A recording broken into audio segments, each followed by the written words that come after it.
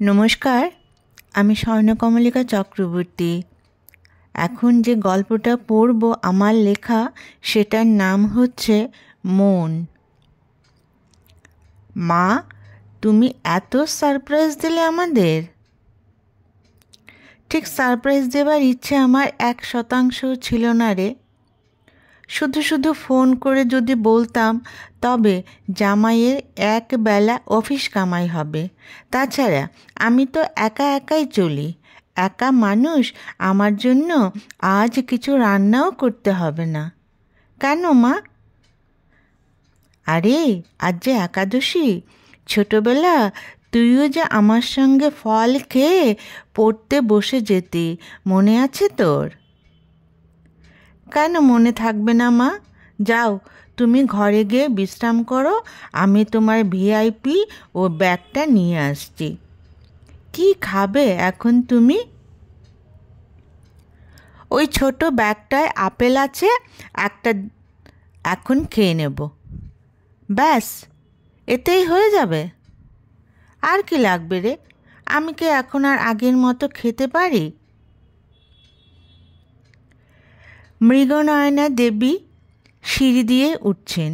বারান্দায় দেখলেন মেয়ের শ্বশুর ও শাশুড়ি দাঁড়িয়ে আছেন। বেয়ান এইভাবে কোনো খবর না দিয়ে চলে এসেছেন। একা একা কোনো অসুবিধা হয়নি তো? ফোন করে বলে দিলেই তো জামাই আপনার বাড়ি থেকে আপনাকে নিয়ে আসতো। একা একা এত দূর থেকে আসা আমি তো চিন্তাই করতে পারি না। না বেয়ান, একা আসতে আমার কোনো অসুবিধা হয়নি। আমি তো একা একা এইভাবেই চলি। আমার আবার এইভাবে একা চলার অভ্যাস নেই। হয়তো মাঝপথে অচেনা কোনো জায়গাতে নেমে পড়ব। সে একা না চলার অভ্যেস থাকলে এমনই হবে। আমি কি আগে কখনো একা এইভাবে বেরিয়েছি? গাড়িটা 2 ঘন্টা লেট করলো, না হলে আরও আগেই পৌঁছে যেতাম। আরে তাদের সময় জ্ঞান একদম নেই। প্রায় রোজই নির্দিষ্ট সময়ের অনেক পরে গাড়ি ছাড়ছে। এতে যে যাত্রীদের কত অসুবিধা হচ্ছে ওরা সেটা বুঝতেই পারে না। অটো ভাড়াটা মিটিয়ে দিয়ে তিনি বারান্দার দিকে আসলেন। বেয়ান, আপনাদের খাওয়া হয়েছে? হয়েছে। আমাদের আবার এখন দুপুরে একটু দিবা নিদ্রা না দিলে চলে না। আপনি বিশ্রাম করুন, আমরা একটু ঘুমিয়ে নিই। মৃগনয়না দেবীর মনে হলো বেয়ান এই আমাদের কথাটার উপর একটু বেশি জোর দিয়েছেন। হয়তো ওনার শোনার ভুলও হতে পারে, কিন্তু আমাদের কথাটাই ওনার কানে বাজতে লাগলো। ওরা বলবে আমাদের, তিনি বলবেন আমার। এক বচন আর দ্বিবচন, কত পার্থক্য!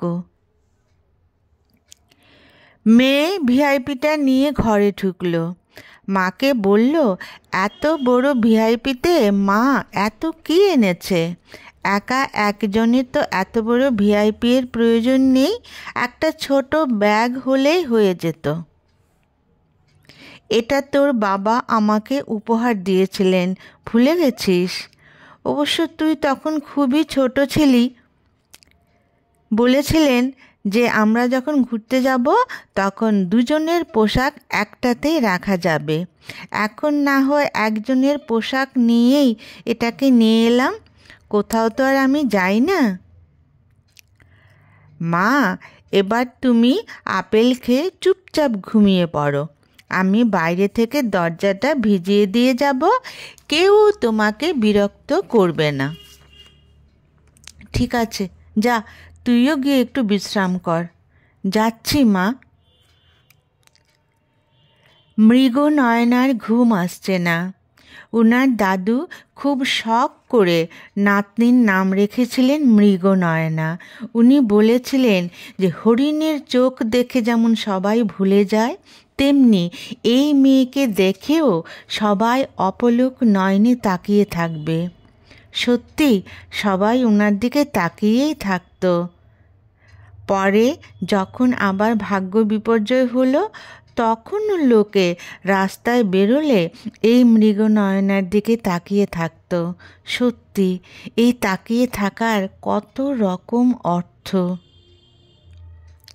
তিনি মেয়ের বাড়িতে কিছুদিনের জন্য বেড়াতে এসেছেন নাতনির সঙ্গে কিছুদিন গল্পগুজব করে খেলে দিন কাটাবেন। মেয়েকে বিয়ে দিয়েছেন অনেক দূরে, কিন্তু তিনি কোনো দিন মেয়ের বাড়ি আসেননি, এমনকি বিয়ের সময়ও না। মেয়েই বছরে একবার জামাই নাতনি সহ ওনার এখানে 1 মাসের জন্য বেরিয়ে আসে। কি করে আসতে হয় বাস স্ট্যান্ড থেকে মেয়ের কাছে উনি শুনে নিয়েছিলেন।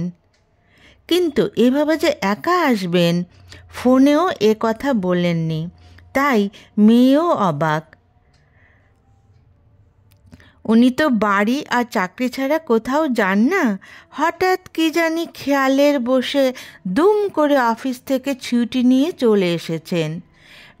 বেয়ানু ফোনে আসার কথা বলতো, তাই কিভাবে তিনি চলে এসেছেন তিনি যেন নিজেও বুঝতে পারছেন না।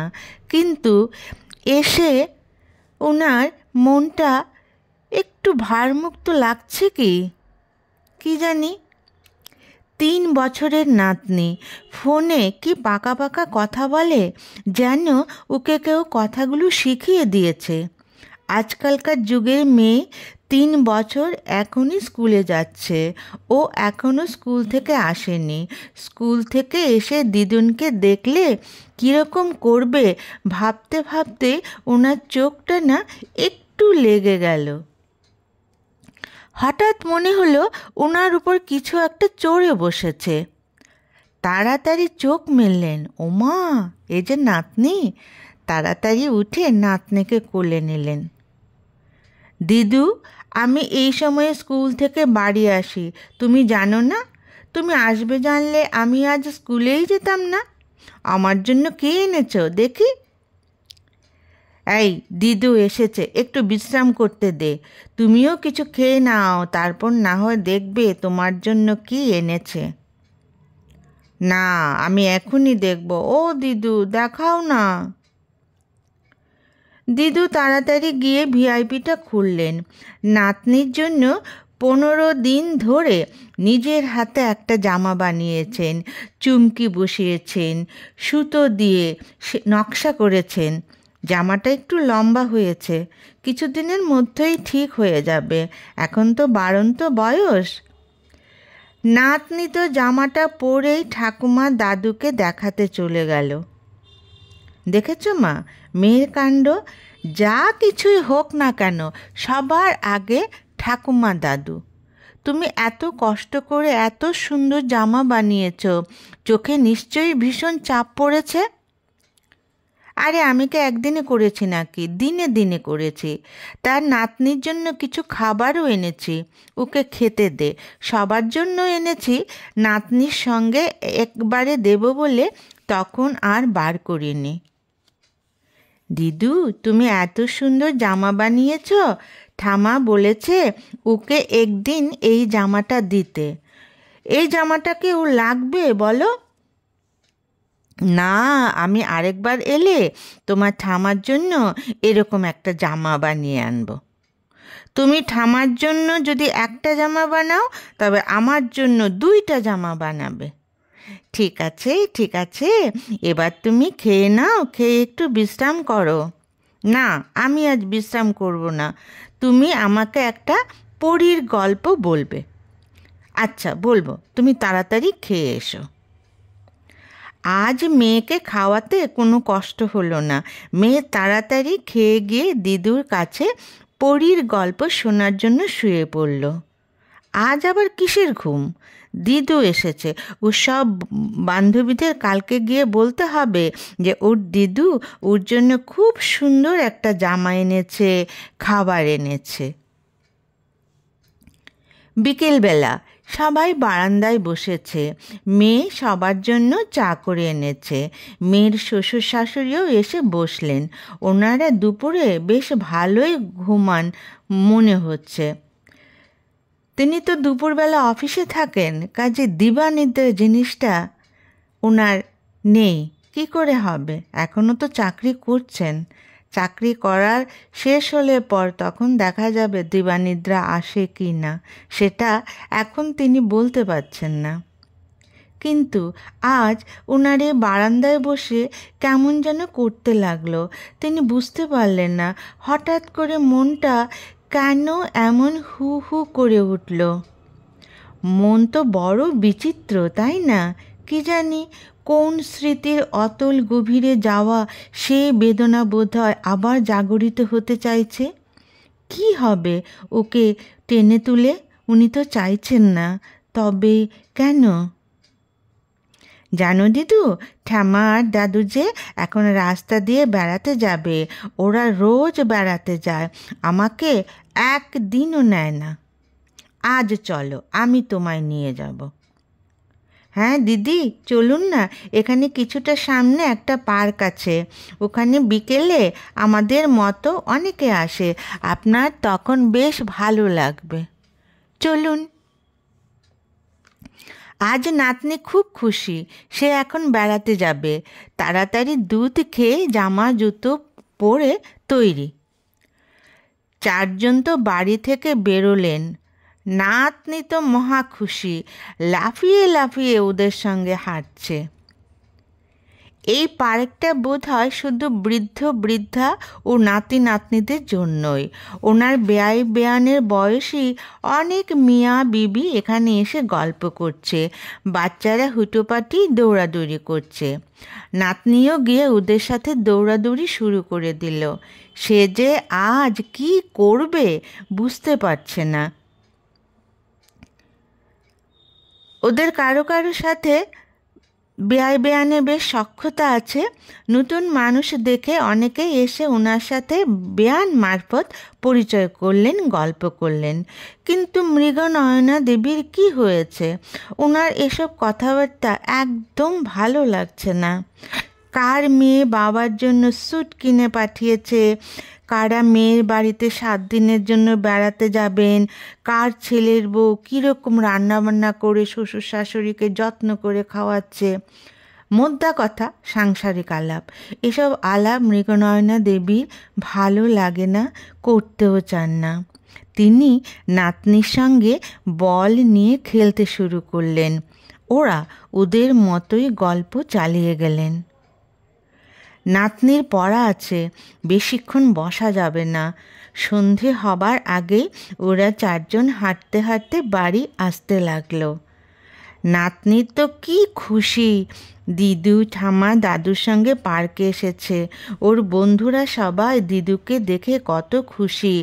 দিদু যেন কালও আসে, পার্কের সব বন্ধুরা ওকে বলে দিয়েছে। মৃগনয়না দেবীর কি হলো? কিছুই ভালো লাগছে না। বাড়িতে অফিস থেকে এসে একা বসে বসে চা খেতে অভ্যেস হয়ে গেছে। তাই বলে কি সবার সঙ্গে চা খেতে ভালো লাগলো না? না নিজের অতীত যেটাকে তিনি ভুলে যেতে চাইছেন সেটা আবার সমুদ্রের ঢেউয়ের মতো উপরে ভেসে উঠতে চাইছে? কতদিন পর মা এসেছে। মেয়ে মায়ের জন্য রাত্রিতে তরকারি আর রুটি করল। মেয়ের হাতের রান্না, সত্যি মেয়েকে তিনি রান্না শিখিয়ে দিয়েছেন। বেয়াই বেয়ানও বৌমার রান্নার প্রশংসা করে খুব। জামাই তো বটেই।